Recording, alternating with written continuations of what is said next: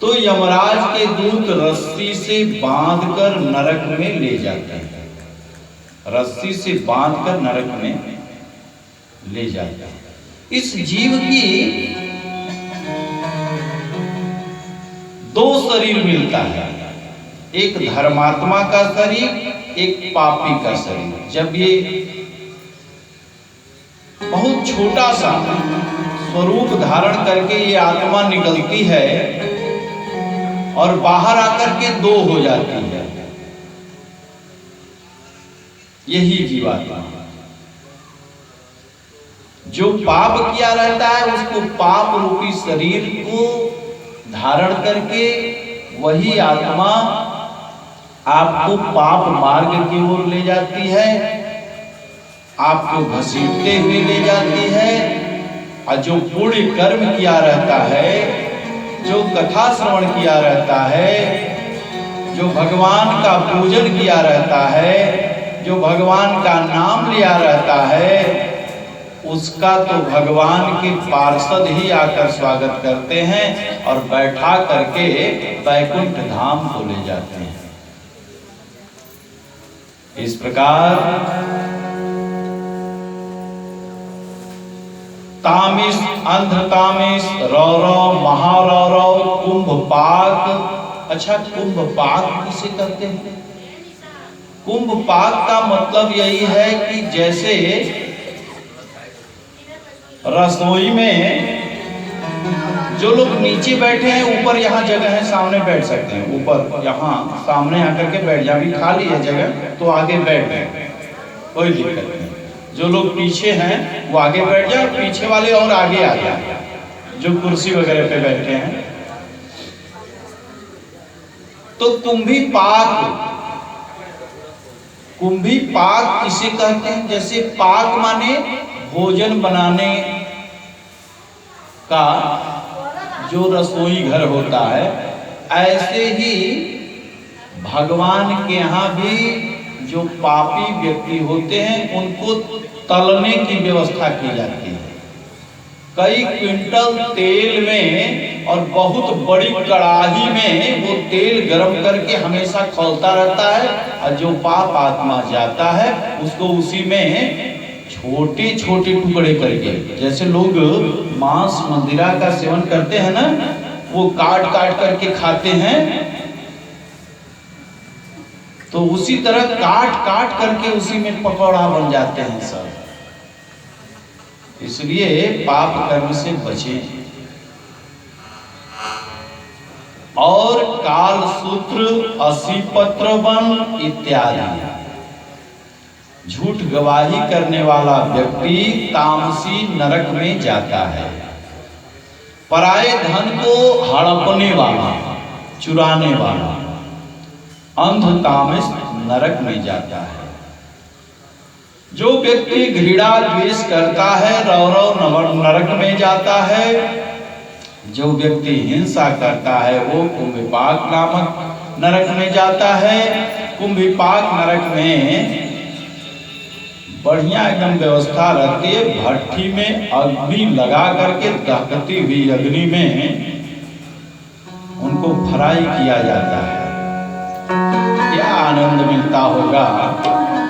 थोड़ी सी सुई चुभोते हैं, हमारे शरीर में चुभता है तो कितना दर्द होता है, लेकिन जब तले जाएंगे तो क्या दशा होगी वो आप महसूस कर सकते हैं। मनुष्य का शरीर चलता फिरता कब्रिस्तान हो गया है। कब्रिस्तान में क्या रहता है? हड्डी। अरे मुर्दा जाते हैं तो हड्डी बच जाती है, हड्डी तो बची जाती है, सारा नहीं जलता है, थोड़ा सा फेंकी जाता है इधर उधर। तो पूरा जितने हम लोग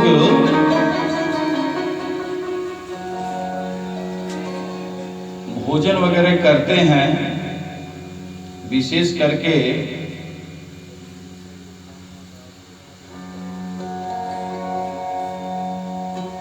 सब लोग तो भाई शाकाहारी हो नहीं सकता।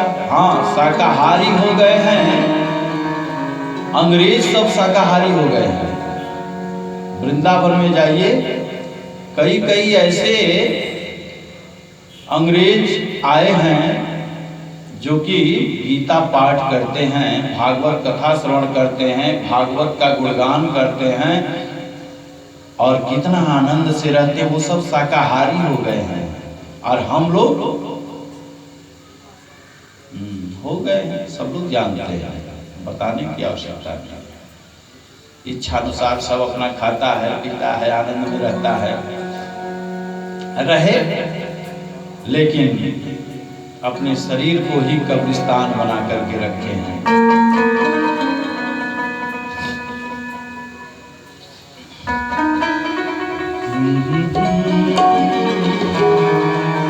क्योंकि जब व्यक्ति मरता है ना, अभी से सुधर जाओ। अरे अब सुधरे के पड़ी, अब सुधरे के पड़ी। अब नहीं सुधरेंगे तो कब सुधरेंगे? आज अपने आप में क्या हो गया है आदमी, जागने का वक्त है तो सो गया है।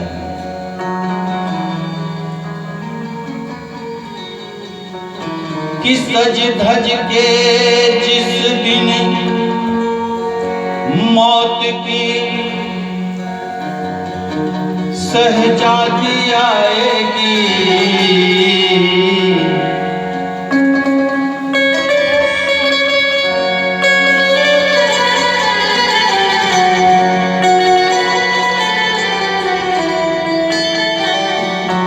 सब यही धरा रह जाएगा। कि सज धज के जिस दिन मौत की सहजादी आएगी, न सोना काम आएगा न चांदी आएगी।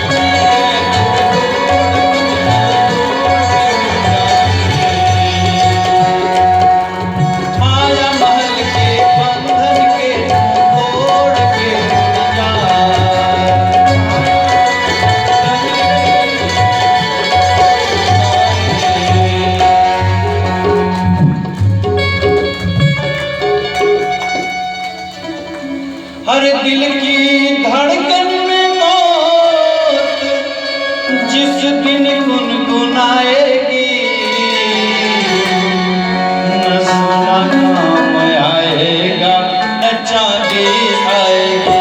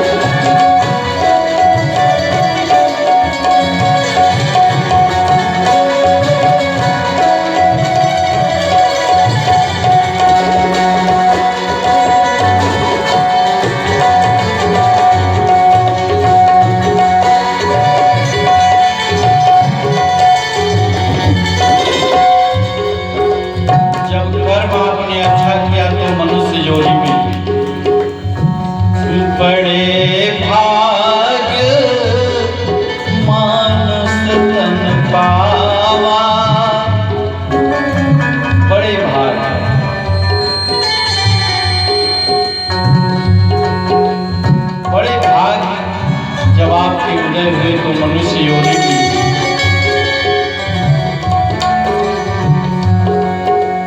कर्मों का प्रताप तूने पाया मानव तन।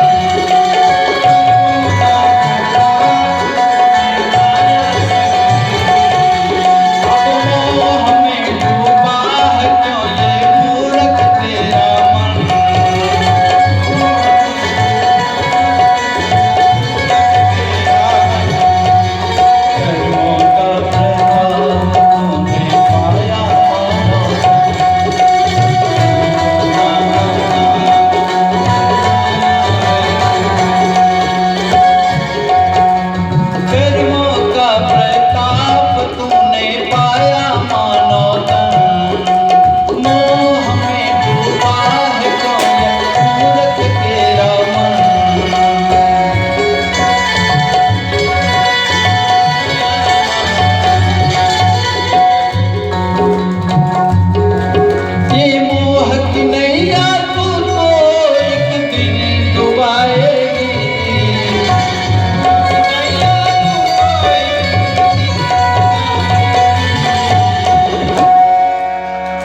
माया जो है जब आप पकड़ेंगे तो एक दिन डूब जाएंगे।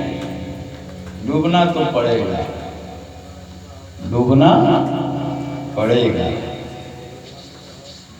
इसीलिए मोह माया के बंधन को छोड़ो और आनंद में रहो।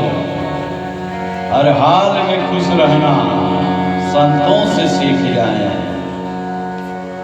महफिल से जुदा रहना संतों से सीख जाए।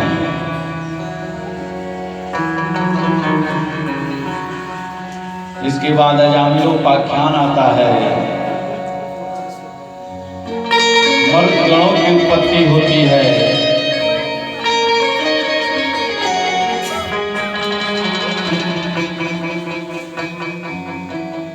अजामिल एक बड़ा ही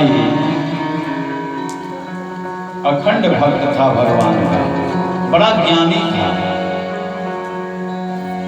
प्रतिदिन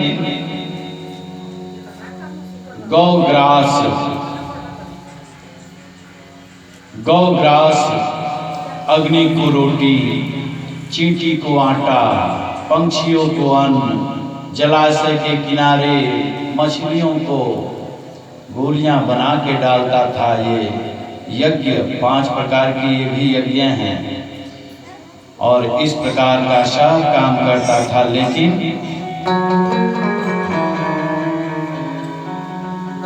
एक दिन जा रहा था और उसको भजन जो है न सुनकर के फिल्मी गाना जो है सुन लिया।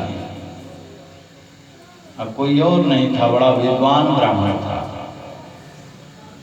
अजामिल।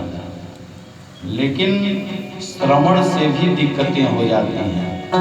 अगर अच्छा बात सुनेंगे तो आपका जीवन संवरेगा। अगर आप अच्छा भजन सुनेंगे, सुनना है तो आप तो ये सुनो, गाना है तो आप ये गाओ, पायो जी मैंने राम रतन धन पायो, पायो जी मैंने राम रतन धन पायो। ये सुनो, हनुमान चालीसा सुनो, हनुमान चालीसा पढ़ो। लेकिन हम तो सुनते कुछ और हैं, बेबी को बेज पसंद है और पता नहीं क्या क्या पसंद है ना? कौन कौन गाना सब आ गया है ना?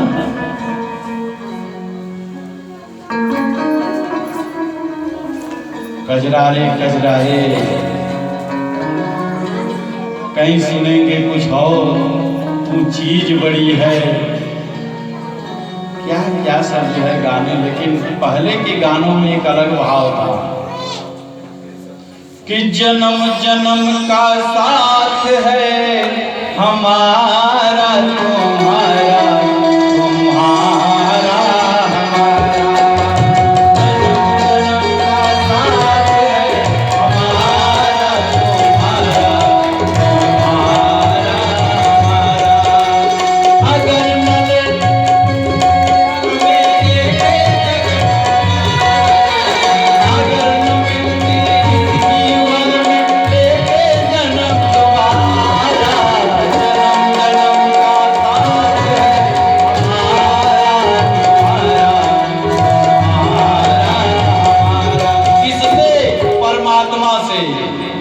परमात्मा से कहो कि हे गोविंद, जन्म जन्म का ये साथ बना रहे, और कुछ नहीं चाहिए हमको।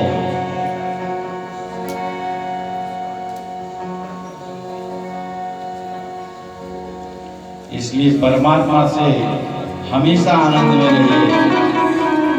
श्याम के नाम की माला जपेगा कोई दिलवाला,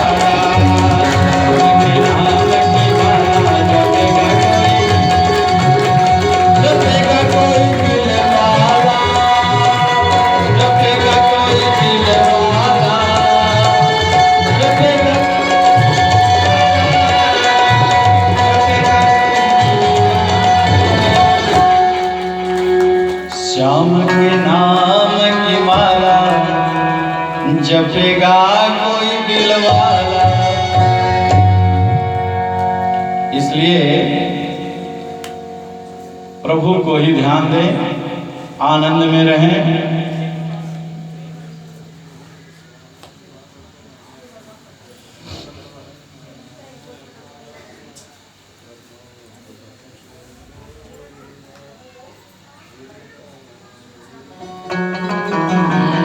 अजामिल ने एक सुंदरी को देखा। अब आंखें देखेंगी भाई, सुंदर सुंदर वस्तु देखने के लिए तो आंख परमात्मा ने दे दिया, अब तो देखते ही हैं लोग। और उसने भी देख लिया, और देखने से वो मोहित हो गया, और अपनी उसकी पत्नी जो थी, उस पत्नी को रहते हुए दूसरी पत्नी ले आया। हम तो यही कहेंगे कि भगवान दूसरी पत्नी किसी को न आवे तो बढ़िया है। बड़ी दुर्दशा होती है। दूसरी पत्नी, दो पत्नी जिसके पास होती है, एक बात याद आ गया, अब हम बता ही दें। एक पत्नी जो थी वो हाथ पकड़ करके खींच रही थी आदमी का, एक टंगरी पकड़ के खींच रही थी। कल कहे थे कि हम जो है झुमका ले आएंगे, लाए नहीं। वो कहे हमको साड़ी दिलाने के लिए कहे थे, नहीं लाए। वो दिन भर बेचारा थक करके कैसे कैसे कहां कहां कमा धमा करके आया, एक हाथ खींचे, एक टंगरी खींचे। लेकिन समस्या ये था कि ये नजारा उस रात में एक चोर आया था। वो चोर देख रहा था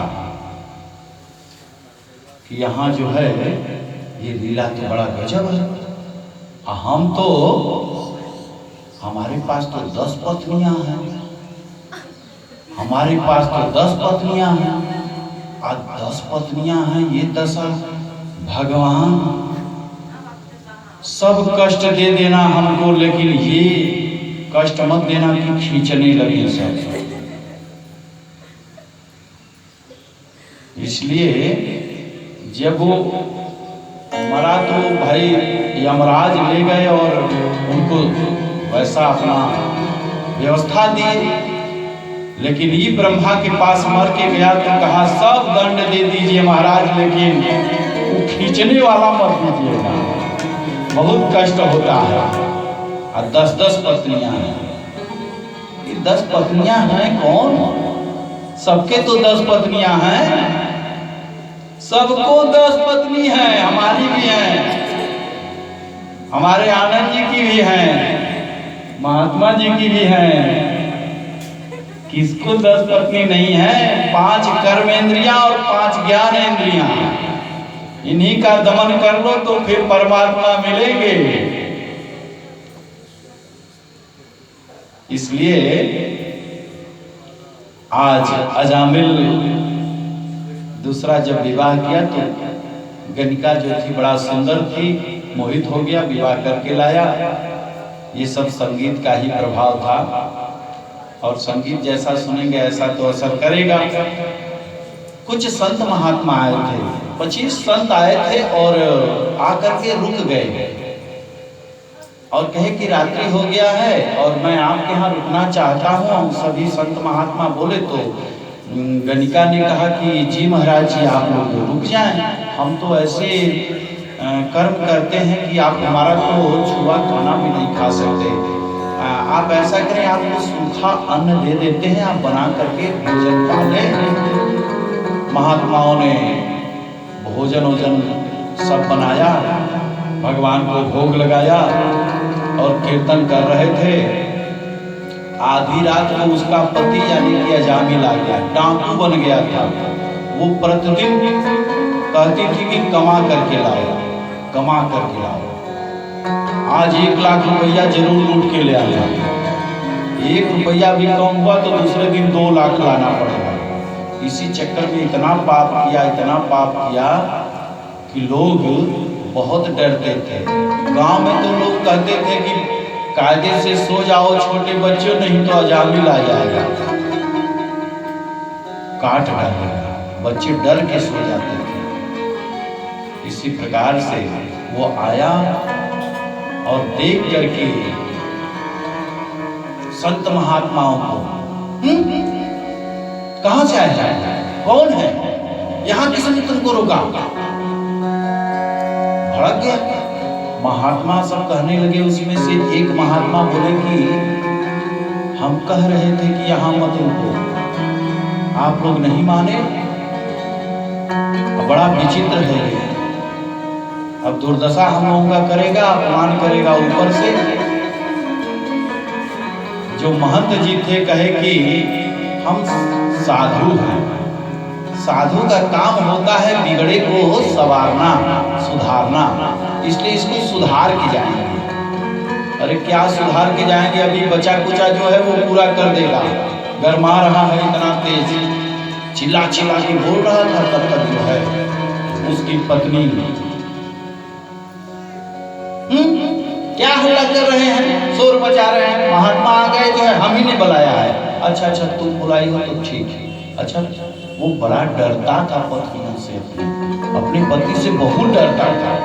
और डरना भी चाहिए पत्नी से, पति को।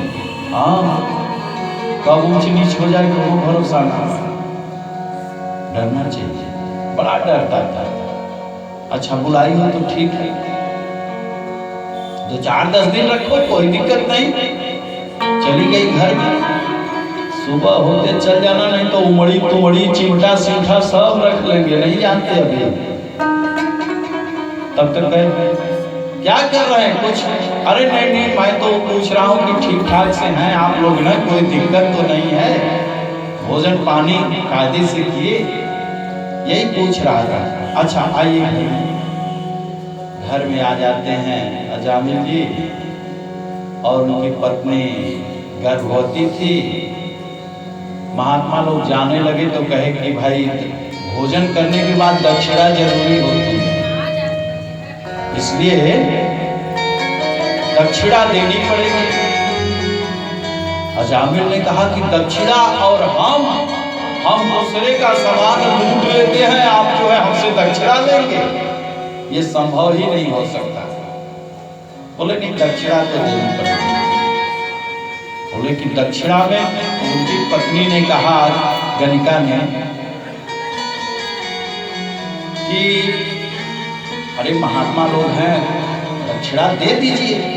बोले हमको कोई पैसा रुपया नहीं चाहिए, दक्षिणा में हमको बस आप यही दे दो कि जब आपको ये पुत्र जब हो, 9 पुत्र आपके हो चुके हैं, 10वां होने वाला जो है, उस 10वें पुत्र का नाम नारायण रख देना, यही हमारी गुरु दक्षिणा होगी। अजामिल ने कहा ये कौन सी बात है, नारायण रख देंगे। अब सबसे छोटा ही तो था नारायण, सबसे छोटा था, लास्ट में एकदम हुआ था। और बड़ा प्रसन्न, जब तो भी कोई भी बात होती थी, नारायण यहाँ आओ, हाँ पिताजी थोड़ा पानी ले आओ, हाँ पानी ले आए। नारायण चलो थोड़ा हमारे साथ घूम करके आते हैं। जी पिताजी। माने कहने का तात्पर्य है कि 10-20 बार तो नारायण का नाम ले ही लेता था। नारायण ये करो, नारायण वो करो, नारायण कहाँ हो, नारायण तुम्हारी मम्मी कहाँ है, नारायण कहाँ है सब भाई तुम्हारे, अनेक प्रकार की बात। खेल भी रहे थे सब बच्चे, तब भी वो कहते थे अरे नारायण तुम खेलोगे, चलो कुछ खा पी लो, हर बात में नारायण। मरने का समय आया, मरने का समय आया जब अजामिल को, तो अब वो पड़ा है और यमराज भगवान ने अपने दूतों को भेज दिया, जाओ अजामिल को लेकर के आओ। मरने के समय गला अवरुद्ध हो जाता है और इधर उधर इंसान देखने लगता है, डरने लगता है। उसी समय इधर उधर देख रहा था, प्राणांत उसका होने वाला था, और देख करके कहा बचाओ बचाओ बचाओ, हमें कोई बचाओ, ये सब मार डालेंगे, पकड़ कर ले जाएंगे, रस्सी लेकर आए हैं, काले से हैं, मोटे से हैं, भैंसे पर चढ़े हैं। ऐसे लगा जब चिल्लाने, तो अब कोई तो सुन नहीं रहा था, क्योंकि आदमी अपने अंदर से ही जोर जोर से पुकारता है, लेकिन आवाज नहीं निकलती, आंख से आंसू निकलने लगता है, घबराने लगता है। देख करके दूतों को घबरा गया, लेकिन उसी समय उसकी नजर पड़ी बच्चों के साथ में खेलते हुए अपने छोटे बच्चे पर। कहा नारायण नारायण मुझे बचाओ, नारायण मुझे बचाओ। और ऐसा आवाज लगाया, दौड़ता हुआ उनका पुत्र दौड़ करके पास आया।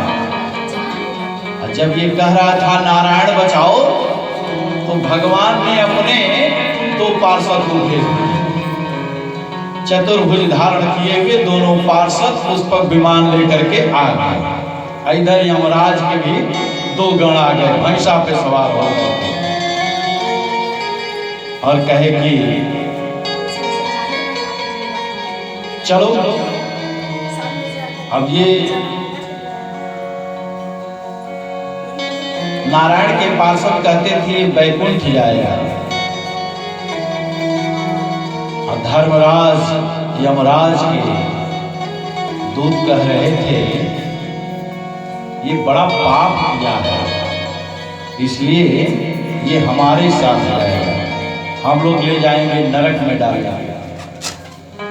इसलिए दोनों की बातें सुन रहा था। सोए सोए। अरे नहीं, ये तो अपने पुत्र का नाम लिया है, ये नारायण का नाम थोड़ी लिया है। बोले कि नारायण का नाम ले चाहे अपने पुत्र का नाम ले, पुत्र का नाम क्या है? नारायण है। हमारे प्रभु का क्या नाम है? नारायण है। तो पुत्र का नाम ले चाहे जो है पिता का नाम ले, चाहे बच्चे का नाम ले, किसी का नाम ले, हमारे नारायण का नाम लिया इसलिए इसको हम वैकुंठ ले जाएंगे। बोले नहीं जाने देंगे। चलिए जो है पहले ब्रह्मा जी के पास, ब्रह्मा जी के पास पहुंचे। ब्रह्मा जी कहे कि भाई नारायण का नाम तो लिया है तो हम भी इसमें नहीं कुछ कर सकते हैं, जिसका नाम लिया है वही इसका निदान कर सकता है। तो आप इधर धर्मराज के पास गए, बोले कि बहुत दिक्कत है। 2 नारायण के पार्षद पहुंच गए, हम लोग खाली हाथ चले आए, नहीं आने आने। कह रहे हैं नारायण का नाम लिया है, जबकि उसने अपने पुत्र का नाम लिया था।